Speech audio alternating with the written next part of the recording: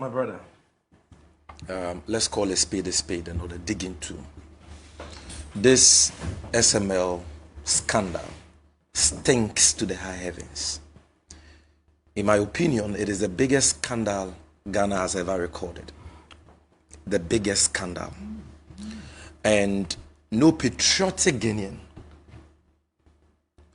will or can justify or defend this, unacceptable transaction, which has occasioned a huge financial loss to the state. The reason why you can have the likes of Afenyo Markin and the MPP majority defend this is because they have no love for country in them. And they have no respect for the truth. They have no respect for the people of this country. That is it. None of the things they have said makes sense. None of the things Afenyo Markin has said is true. Everything and all the justifications he mounted in his press conference yesterday are contrived. Totally contrived. What are those? There are 5 parts of this SML scandal, the stinking SML scandal. The first has to do with the patent illegalities. You see, Ghana is a country governed by law. The award of contracts to entities must conform to the law. When you go to the law school and you are being taught contract law, the basic elements of contract law, one is legality. And you are told that illegality is a vitiating factor. You understand? And so you cannot put something on nothing and expect it to stand. Once your contract is illegal, it is illegal. No valid payments can be made under an illegal contract under our laws. Why am I saying that the SML transactions, and bear in mind there are 4 transactions. One was not crystallized. They were caught pants down midway and has been aborted, which is the upstream audit transaction. So I will not talk about that. But the 3 has to do with 1 transaction audit agreement, external price verification number 2, and downstream petroleum audit. All these 3 contracts have been established by the 4th Estate, KPMG, and the president to be illegal. I am not the one saying it. Anybody should go and read the statement that was issued by Eugene Ahe, Communications Director of President Akufo-Addo. It is there. Paragraph 2. It is there. Why do I say so? This animal called SML, Strategic Mobilization Ghana Limited, did not exist prior to the MPP coming into office in 2017. It was a company formed barely 37 days after the MPP was sworn in. It was formed on the 14th of February, Valentine's Day, 2017. The person who incorporated it hitherto was running, and he owned and was running a timber company called Evans Timbers. He had never been involved in revenue assurance or auditing, has no prior experience in that area. Yes. Barely 4 months after he formed this company, which company was formed 37 days after the MPP won power, the government sought to engage this 4 months old company through sole sourcing to perform serious contracts for the states. At the time, the company had no customer, no client, no experience. This company was engaged. They sought to engage this company through sole sourcing to perform transaction audit services at the port. What does that mean? It means that government needed somebody who was going to ensure that the duties we pay at the port are correct and that nobody, steals from the state. The Eswald regime had already awarded a similar contract to a company called West Blue. This new government comes into office and they seek to take that contract for a 4 months old company with no customer, client, or experience. They go to the Public Procurement Authority for the first time seeking approval, and the PPA say, no way. Sole sourcing is governed by Section 40 of the Public Procurement Act. This company doesn't meet the threshold. They don't have exclusive expertise. The transaction is not of an urgent nature, and we are not in any crisis. So sole sourcing is unjustifiable. Refused. They go again the second time. The PPA says Adabraka. Refused. Rejected. They go the third time between June and September 2017.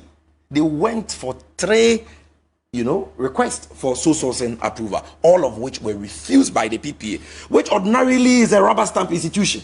But in this case, they stood their ground and said, no way. Who is this company? What is their track record? They don't even have a customer. Why must we give them such a job on sole sourcing basis? Why can't you open it up? You would have thought that these guys would have given up. But no, hell-bent on achieving their own parochial interest, they then decide to go through the back door and then engage SML as subcontractor to West Blue without going to the PPA for approval, without even presenting the transaction to the GRA board to investigate, to discuss and approve. So they violate the PPA Act, they violate the GRA Act, then they violate the Public Financial Management Act, Section 33, which requires that any contract a state entity enters into with a private entity that goes beyond a year, we call them multi-year commitments, must be presented to Parliament for approval under Section 33. They violate all these laws. They give one contract to the company, transaction audit. Midstream, they add another, external price verification. Then they add downstream petroleum audits to this evergreen company, which till date doesn't have any customer aside the GRA. Giving this juicy contract against the laws of this country. And they have paid over 1 billion cedis, equivalent to 10 trillion old Ghana cedis, to this company under these illegal contracts. And they think they can get away with that. The second aspect of the transaction has to do with the fact that the president himself says that there was no value for money audits or needs assessment done before the contract. Some people just sat in the confines of their office and awarded the contract without any value for money or needs assessment. The third angle is the fact that there is glaring evidence of insider trading in the transaction. What's the evidence? What's the evidence that you see? You know the gentleman or that man called Mr. Christian Tetesotti, who was controller and accountant general under Kufuor at some point. Yes, 2005, 2009. Retired, back then. When President Kufuor came, he made him a technical advisor to the Commissioner General of GRA. So when GRA sought to engage SML illegally, and they were being refused by the PPA, this man was a technical advisor to GRA, advising GRA on how to illegally engage SML. Well, when they engaged an assistant commissioner. Yes, when they engaged GRA illegally, he was there at GRA. Immediately, when they engaged SML illegally, he was there as technical advisor at GRA. Immediately, SML got the job. I say, it's time for me to abandon ship. Jumped from GRA, said, I won't work for the state again, I'm going to work for SML. And today he's the managing director of SML. Clear insider trading. Totally unacceptable. This cannot happen in any serious country. That man would have been facing investigative bodies by now in any serious country. Then number 4 is the duplicitous nature of the transactions. No, I'm saying no man with a conscience can defend this. No man. Is Afenyo more MPP than Mustafa Hamid? Mustafa Hamid was the one who said, Wallahi, we need to rescue our country. Former spokesperson of Akufo-Addo, now head of the National Petroleum Authority, representing the president. Mustafa Hamid is on record that what this company is doing is not necessary. The work is that of NPA, and NPA has a system called ERDMS, Enterprises Relational Data Management System, connected to ICOMS at the port that records every barrel of oil that comes into the country right at the point of entry at the port. The NPA has the data.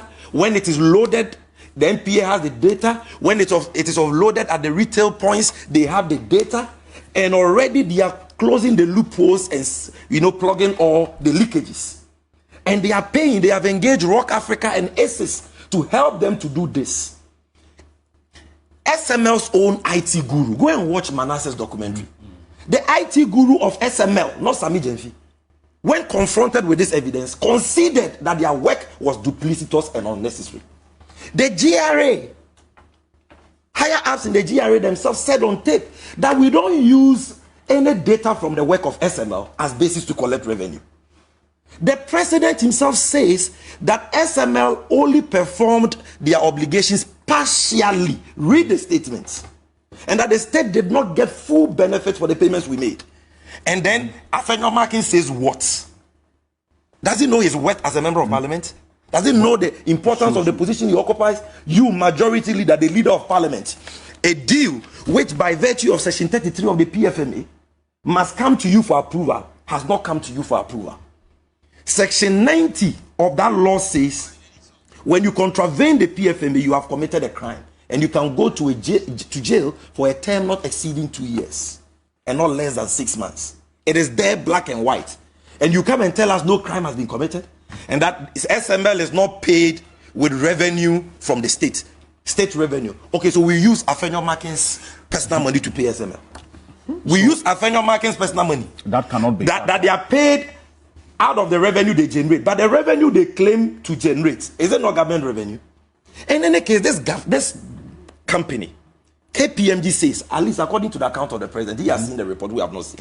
Read the president's letter. KPMG says, when they even asked SML to show them proof of the investment they claim to have made, they could not even provide one supporting document to justify the millions of dollars they claim to have. Those who are investigating this, we need to do medical examination on them.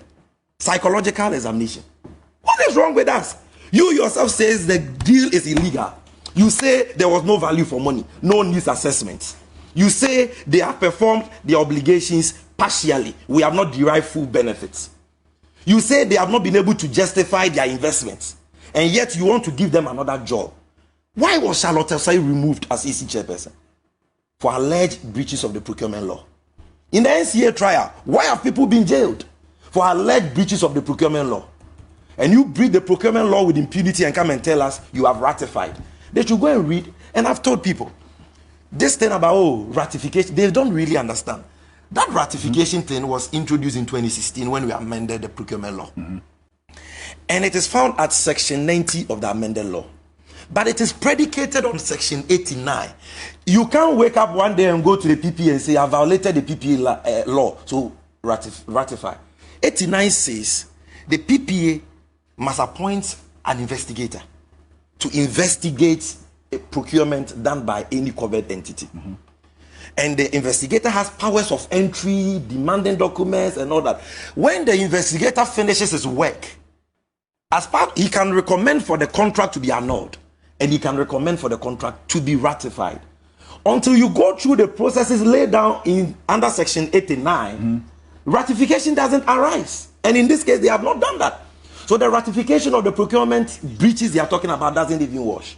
But assuming without admitting that you have even ratified the procurement breaches, have you ratified the non-parliamentary approval spelled out under article section 33 of the PFMA? Look, people are in jail because of breaches of statutes that you can't even compare to this. Okay. You understand? In opposition, didn't they tell us that sole sourcing was tantamount to corruption? Exactly. What did they say about procurement breaches? And even appointed a whole minister for procurement who went on leave and to stay at the United States for God knows when she was still drawing salaries. Minister for procurement. You breach procurement laws, you breach the GRA Act. In the NCA case, the accusation was that they bought something of value for the state, a Pegasus machine, which was actually bought. But they said the board of GRA did not approve it, and that it was a subcommittee which approved it. In this case, it was not even presented to the board of GRA at all. If there is nothing amiss in this deal, why will you hide it from the board of GRA? But if you look at the KPMG, why will you hide it from PPA? If KPMG is saying that there's a clear need for downstream petroleum audit service, does that mean that the NPA system in there is not doing what is supposed to be done? What KPMG said was that they think that our oil revenue has gone up during the time that SML has been doing their work, okay? And so the president is saying that on the basis of that, SML should continue that work. But they forget that, like I said, you can't put something on nothing and expect it to stand. Even if there is a need for that work, it must be done lawfully. Once the law has been violated, you cannot tell them to continue. That's number one. Right. And the payments cannot stand. They must be retrieved. Number two, there is no evidence that show a correlation between that increased revenue and the work of SML. Because there are factors that determine oil revenue, petroleum revenue in Ghana. One has to do with taxes on petroleum products. So if the government increased taxes like they have done, imposing boiler tax on petrol, imposing a new energy sector levy on petrol and all that, oil revenue will go up. The price has been going up. Today, you need 68 cedis to get a gallon of diesel. You understand? So if taxes are going up, government's oil revenue will go up. It doesn't mean SML has done focal. If you want to say that we have gotten value for money for the work SML has done, then show us one OMC or one BDC who has been caught, penalized on the basis of the work of SML. Show us one who has been convicted for tax fraud on the basis of their work, so that we see the correlation. What the people are doing, their own IT guru says is useless and irrelevant. The GRA has said same. Mustafa Hamid, who has the NPA, the regulator for that sector, has said same. Except that Sapon says that he previously wrote a letter to praise them. She branded it on news last week. You see, look, that letter the lady wrote, she has put a spin on it. Because all Mustafa Hamid said, what the lady is attributing to Mustafa, Mustafa didn't see in the letter. They should bring out the letter. Yeah, because what is in the letter is that they are interested in what they are doing, because they are doing a similar thing. So why is it that when Mustafa came on the documentary, he didn't admit that he knows them? You know, so for me, the point is that even if you want to do revenue assurance and you think GRA cannot do it and you want a private entity to do it, follow the law. Go do a value for money audit. Make sure the work they are doing and the payments we are making, we are getting value for money. Master, do you know what 1 billion cedis could have done for this country? Well, not only to